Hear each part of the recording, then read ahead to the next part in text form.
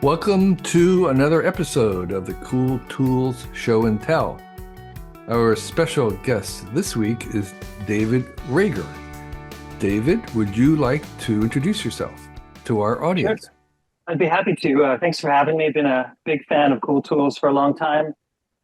Going back to, I know that I looked it up the other day. I was published, I had a tool published in 2006. There you go. It's in the book. And I remember sending in the tool because, correct me if I'm wrong, there was a moment in time where you had to send in a submission to have access to an RSS feed or maybe Probably. Yeah. Probably. Those days are long gone, but I think that was true at one point. But yeah, so I've been following for a long time. Like you said, my name is David Rager. By trade, I'm a designer. My day job is that I work with NASA in the Office of Communications, and I'm NASA's creative director. And besides from that, I have a small design practice that I maintain with my wife when I have time to do side projects. And I'm always involved in a number of things outside of work. Well, we're so glad that you volunteered to join us. Thank you for taking time from your day. And I know, given your association, that you'll have some cool tools for us. So, David, what would be one of your favorite tools that you'd like to share with us?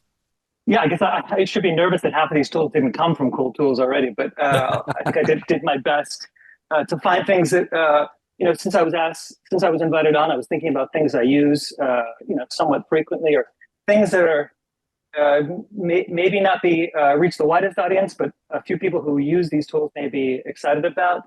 And the first one that I wanted to talk to you about was an app, actually, and it's not a specific app. There's kind of a category of apps specifically that do sun tracking. And I'll share a screenshot, just a video that I took. What is the name of the app, if we can get that? Sure. The name of the app is called Lumos. Okay. And essentially the app is a sun tracking app. And for me, it does the thing I needed to do very quickly and simply, which is to tell you where the sun is, where it was, and where it will be. And then beyond that, it can tell you where it will be in the future and in other locations. So you can see. Well, what we have is a picture of like someone's backyard. Yeah. And there's a yellow sun with an arrow pointing in one direction. Yeah, so when you launch the app, if you're not looking at the sun or towards the sun, you'll get a sun shape with an arrow that'll direct you to the path of the sun. And along with that, you'll see you'll see the horizon line, which is also an indicator there.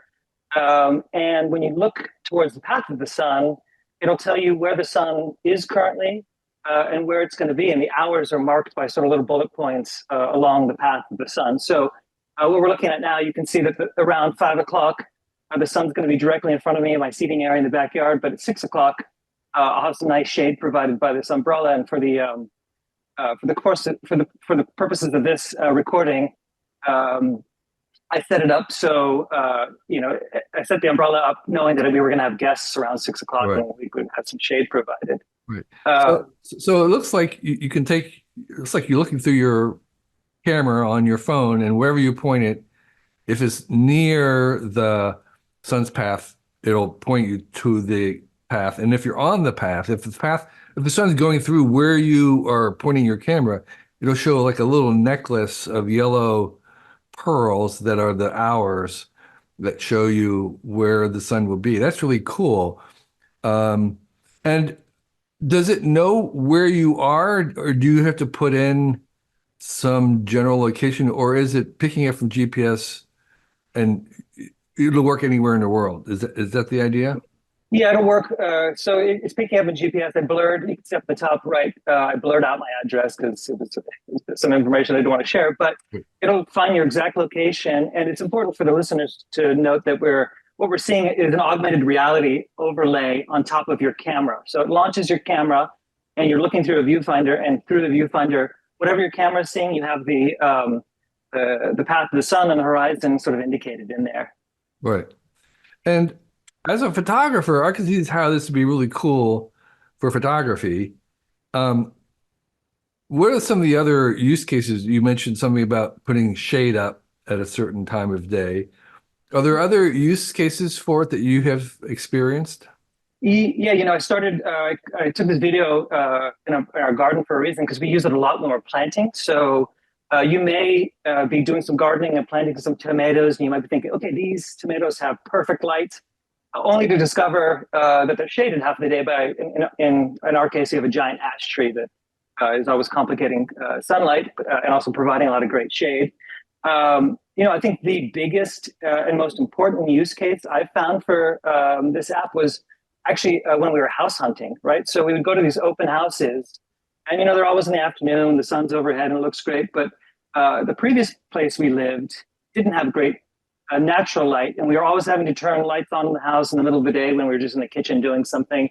And so when we were looking to buy a house, light was important to us, and we'd go visit these open houses, and I would open up the app. And one of the nice things about the app is you can see where the sun is on that day, but you can also fast forward it to any day or rewind it to any day in the year.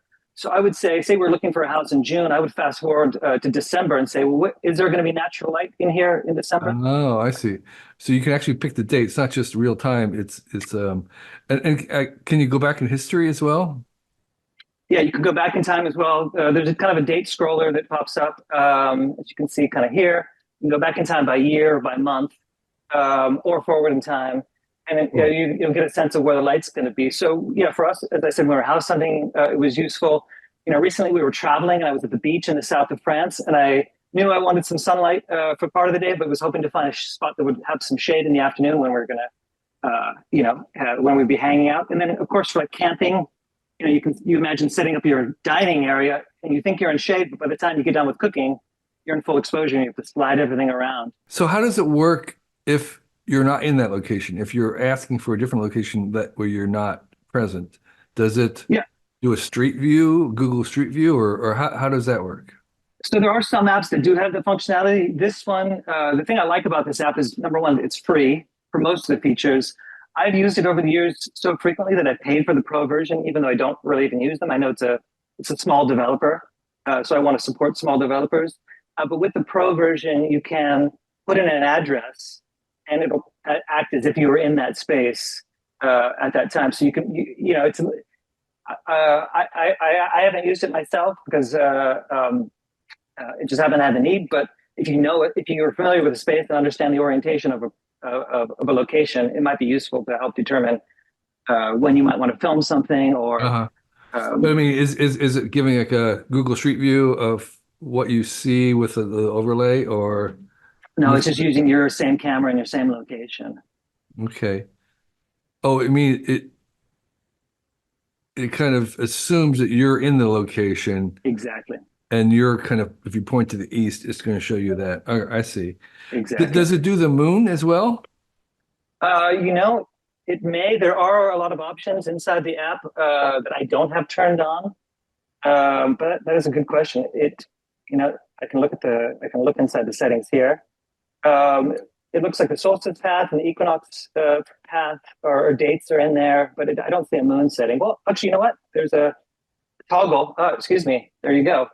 I can't see it, but there's a toggle for the moon. All right. That I just turned on. So just as easy as the sun, you can photographers love to have the moon at a certain spot. That would be really, really great to be able to predict where that will be.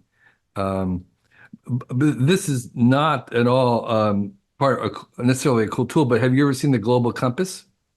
No, what is that? I mean, I'm sorry, not the global compass, the galaxy compass. Is that the simple app that points to where you are in the galaxy at any given No, time? it points to the center of the galaxy. Oh, the center. There you go. That's right. Which changes of course, as the Earth rotates, and it's not an easy thing to do, and it's not at all intuitive of because it's constantly changing both throughout the year and throughout the day.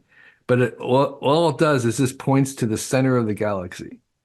Yeah, that's fantastic. It reminds me of a project that's in works at the Jet Propulsion Laboratory, where they want to have a location marker that says where you are, where you are in space, in relationship to the sun at any given time. So you'd be standing, like as if you're hiking, you come across a location marker, but this would be digital and constantly spinning to remind people of that we are also here.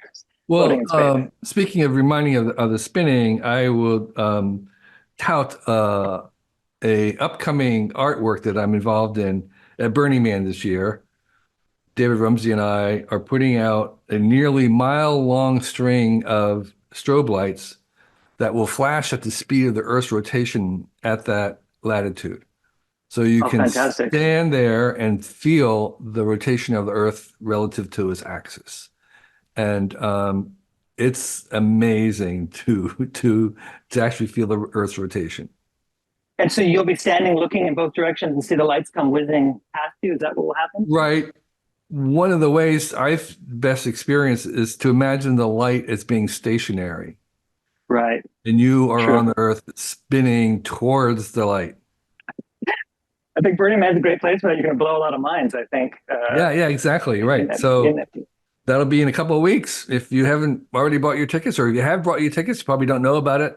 There's 400 other artworks there, but we'll be way out in the near the fence at the end, and it's bright enough that it'll run during the day as well. It's all solar oh, powered fantastic. LEDs That's with fantastic. 30 different GPS and coordinated units. Hopefully Anyway, everyone's able to get home safely this year without getting stuck in them. exactly, not the rain. So David, what's the second cool tool that you would like to share with us? Yes, somewhat related, tangentially related to the gardening conversation as part of the first app. One of the things I find myself using, grabbing when I need to go out and do some gardening frequently is this tool. And what I'm holding up, it may look like a blade or a Bowie knife or something, but it's called a Hori tool, and it's it's got about a 7-inch blade. It's concave, so it's sort of like a spade. It has a serrated edge on one side and a sharpened edge on the other side. And you probably can't see it in the camera, but it also has a ruler built into it. And what this is, to back up a little bit, I'm obsessed with hardware stores. Every time in any foreign country, I'll find a hardware store to go to. And if anyone listening to this is lucky enough to have a Japanese hardware store anywhere near them, go visit. You'll likely find one of these tools there. And what I like about it is it's a multi-tool for the garden that has a great ergonomic shape. I use it to dig up roots, to do, you can draw paths for dropping seeds. You can measure how deep seeds might be that you're planting. It's well balanced. It can be used by left or right handers, and it attaches to your belt quite easily. And it's something I find myself going to quite frequently, and I've gotten a lot of mileage out of this one tool. Sure. Yeah, it's like a very, very narrow hand shovel, but also has serrated edges, right? So, or does it? Serrated Yeah. edge on one side. Do you and it's cut sharpened. something with it if you had to? Yeah, I do often if I'm quickly trimming back something, or if I'm weeding, or I go scoop up a weed and cut off some roots, or if I'm trimming, if something's particularly stuck, I can cut through things, fairly quickly. And what is it called? It's called a Hori, Hori, and I had no idea what that meant until I looked it up recently, and apparently it means dig. It's kind of onomatopoeic. Let's see. Hori, and it's about $48. Yeah.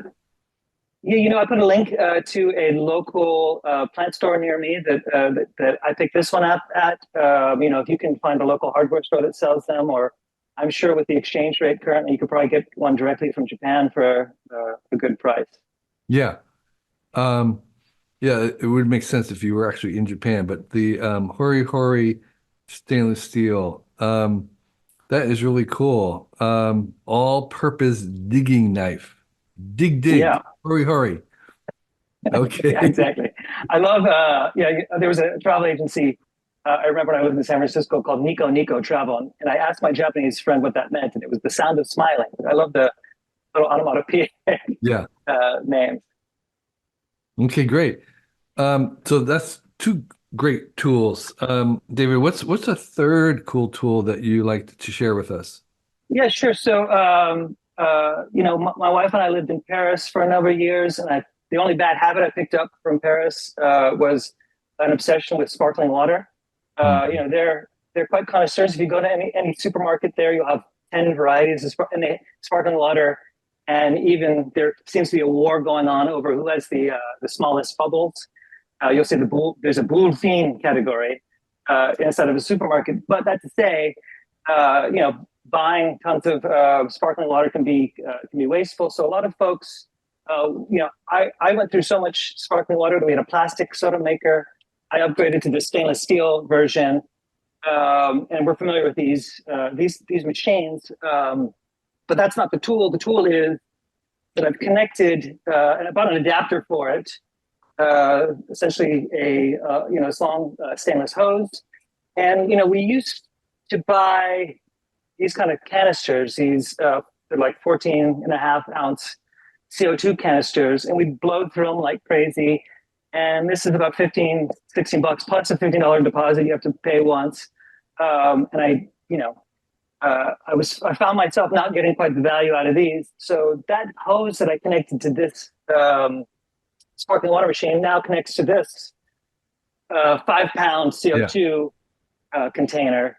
And I've gone from, I think my mileage previously was you'd get, something like 30 liters of water out of one of these standard ones. And I'm getting about 160, 180 liters out of the larger one.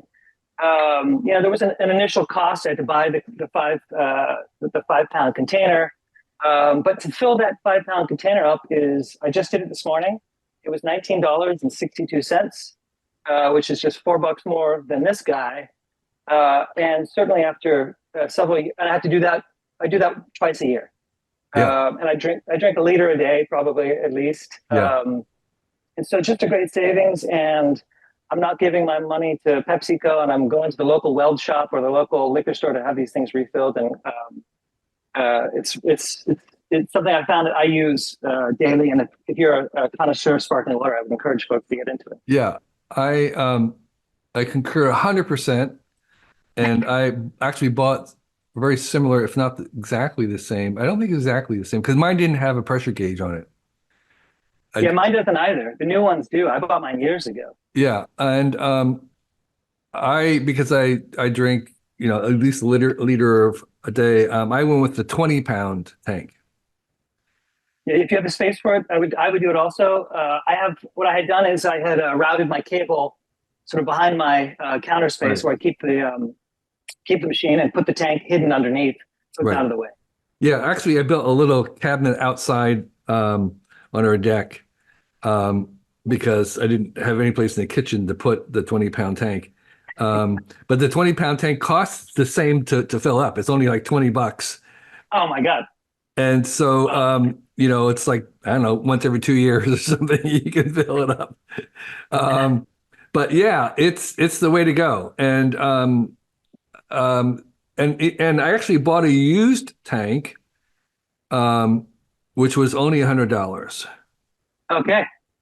So I went to a beverage place. I went to a place where they mostly do CO2 for beverages, like breweries or soda fountains, and they had plenty of used tanks, and you don't really need a new one because there's very little wear, and in some places they would swap out the tank and give you a tank back, and I didn't want to buy a new one and have it swapped out.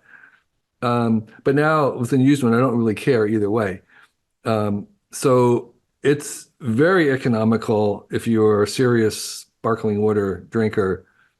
And the cables were like 30, 40, yeah, $50, probably maybe even less if you don't have get the ones that don't have the meter on. You don't really need a meter because the pressures are fairly mild, and the Sodastream itself kind of has a pressure release in it, so it's fine. Yeah, and if I'm not using mine for a little while, I'll make sure to turn off the tap in case it's leaking a little bit or anything like that. But it hasn't been any issue. I actually turn it down because I'll batch up. I bought like extra Sodastream bottles, and I'll do them all at once, and I'll turn it off in between. Like the last bottle, I can turn it off, and I still get one bottle's worth of pressure out of it. I turn it down just because there's a rubber interior in the connecting hose, and I can decrease any off-gassing or anything of that. So I'll turn it down because I'm only going to pressurize them about once a week. I'll do the whole batch of all the bottles that we have. Fantastic. Yeah. So highly concur with your choice. And they called this on Amazon upgrade soda machine, CO2. Yeah, there are a number of different options. The one that you have, Link, it will work perfectly well. Yeah, I would encourage folks to check their model of the machine they have Right, at home, see if it's compatible, that kind of a thing, because right. it's not always exactly right. Yeah, I had the old cheap plastic one, and I don't even know. I think I didn't even have to do. Oh, I know. I just left the back off because I wasn't Right. even showing it. So I didn't really have to do anything to modify it. It just screwed this on, and it worked. Yeah, I had the same one, and I donated it to my parents who are now because they were buying tons and tons of bottles. So the Yeah, next step for them is getting them on the 5 gallon on the five yeah. pound. Or then you can step up into 20 gallon, or you get the the full height one. Well, I have to consider that if we're as we're considering renovating our house, well, where I'll hide that. Well, yeah, exactly. If I was redoing my kitchen, I would definitely think about putting in a cabinet for a space for that because it's not too. It's only about 3 feet high. Um, so yeah, I mean, if we, it's not hard to hide if you Right. think about it beforehand. So David, what's another cool tool for you? Cool. So the fourth one that I picked may be the most niche, but also very important to me. I've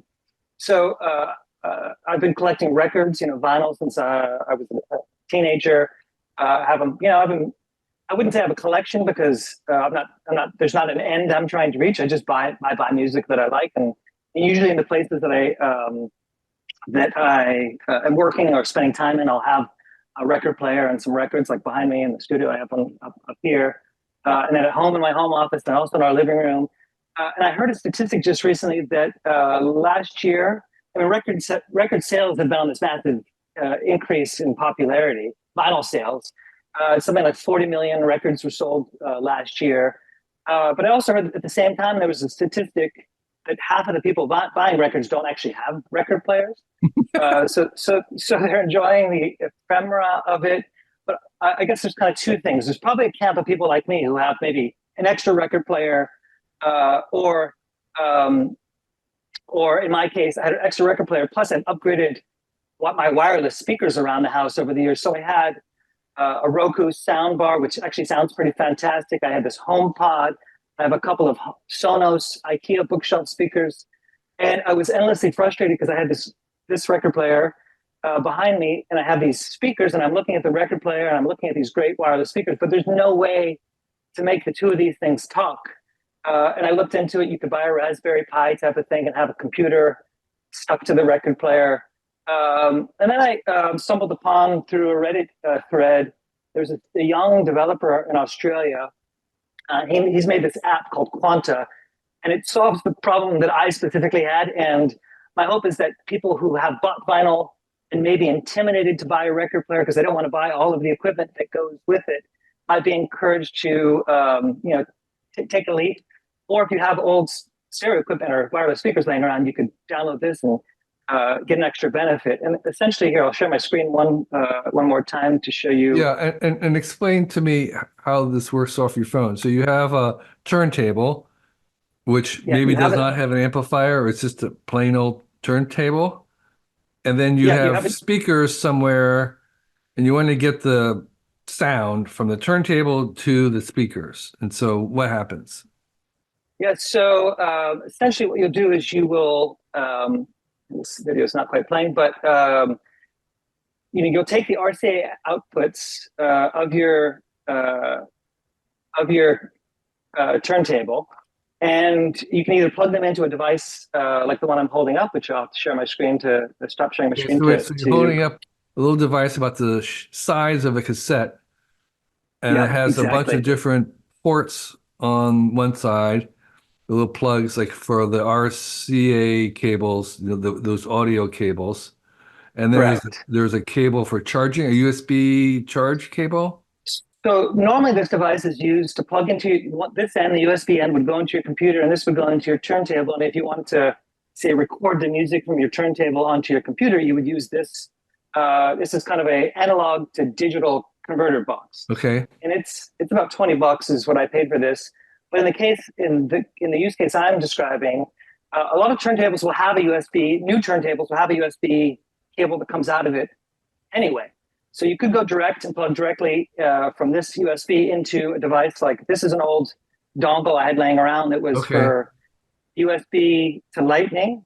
And simply what you would do is you connect your turntable either to this device or directly to this dongle. And I would plug the outputs of my turntable into the inputs of this device and simply connect this to my phone. Oh, I see. Okay.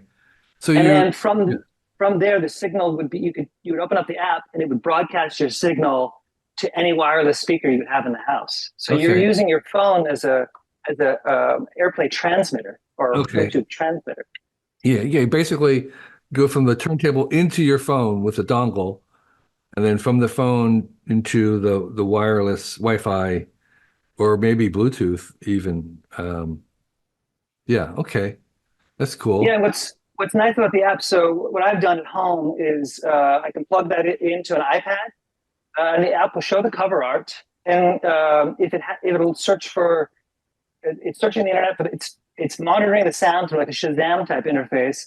It'll pull the cover out of your album in.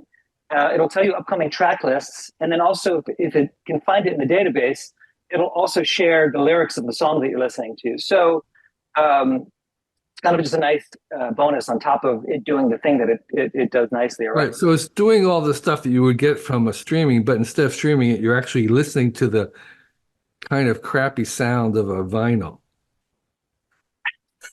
Well, some might call it crappy, but I mean, I have a nice home system, Yeah. and there is something nice about putting on a record and Yeah. sort of being forced to listen to it beginning to end.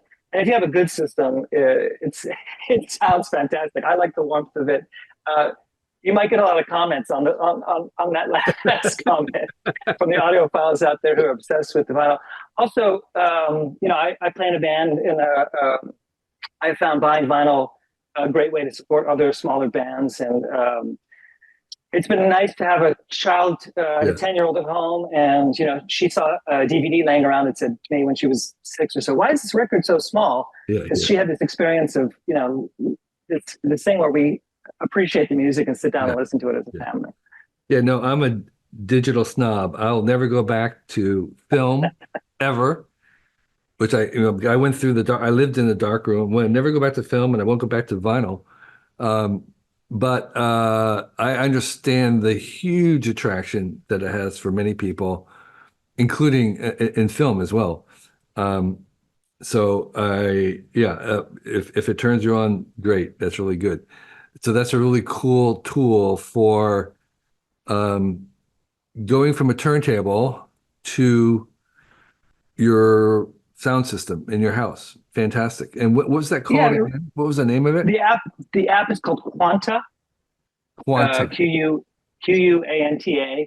And also really, this young developer in Australia created this thing and And also how much does it's it free, cost? 100% It's free. free.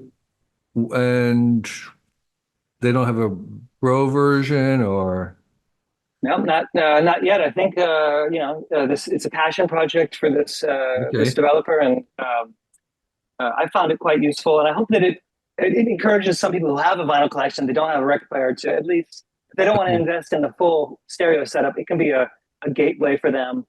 Uh-huh. Um, and then also the nice thing about it too is you can you can connect this to your home stereo system, even if you don't have a turntable, to broadcast to other speakers that may not be compatible normally, or to headphones. Yeah. Or if you're listening to cassettes or some other form of analog, it'll still do the thing it's supposed to do.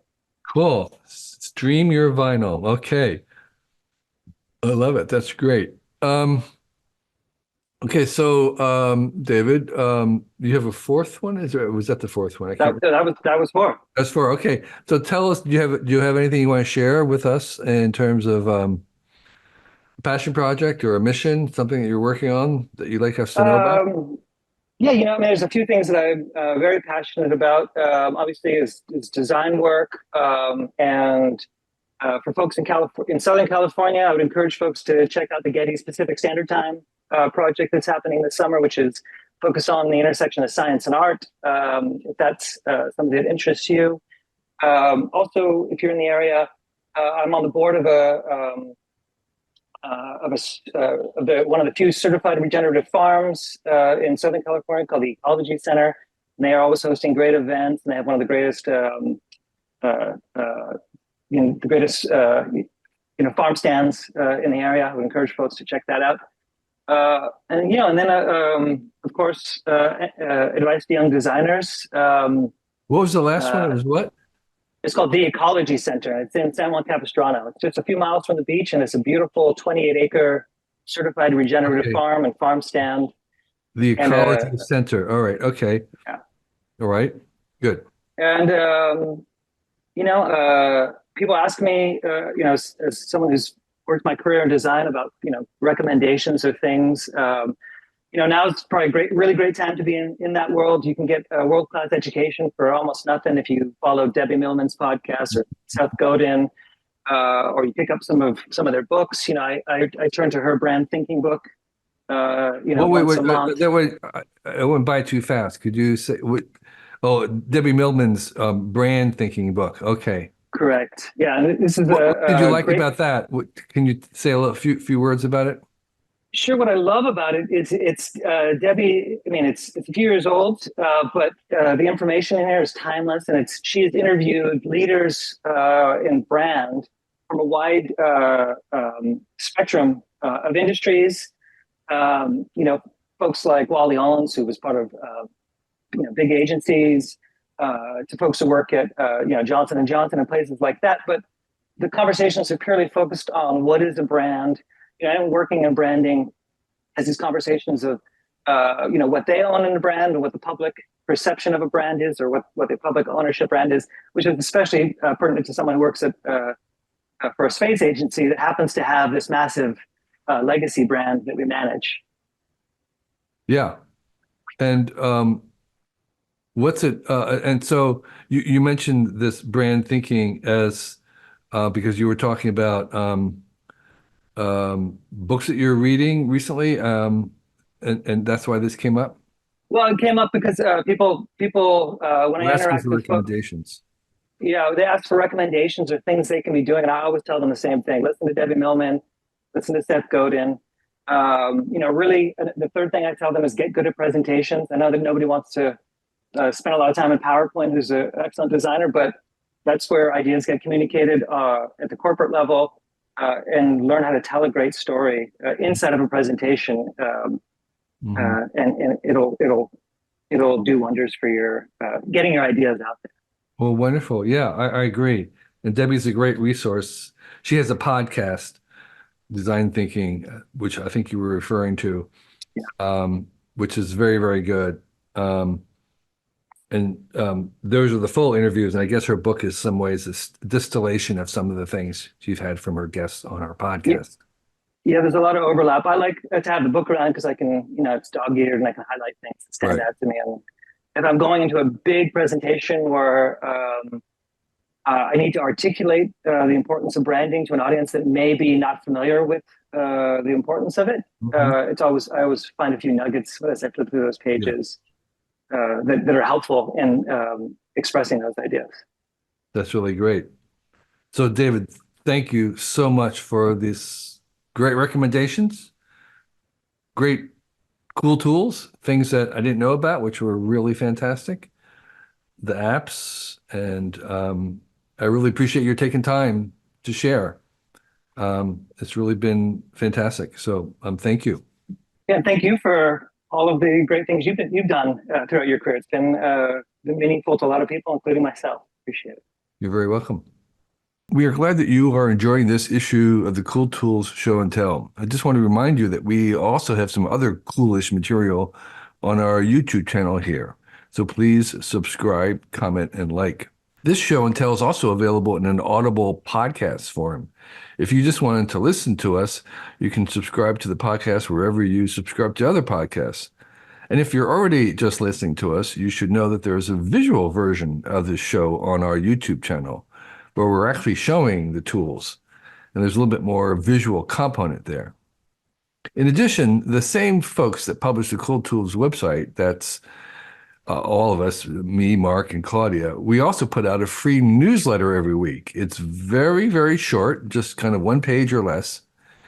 And we recommend 6 very brief items that are very succinct and easy to read.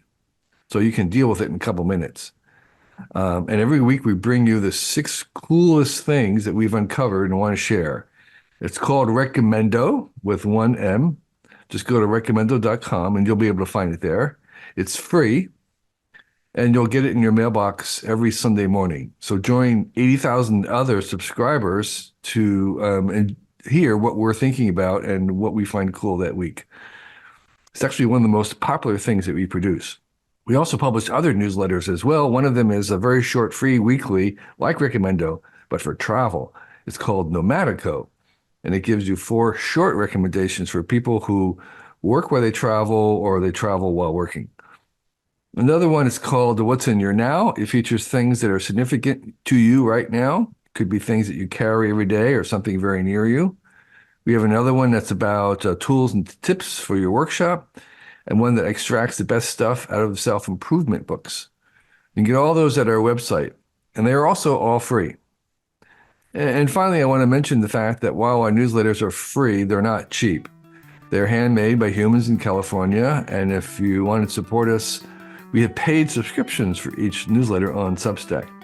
So when you sign up for a paid sub, you're making it possible for us to keep creating them free for everyone else.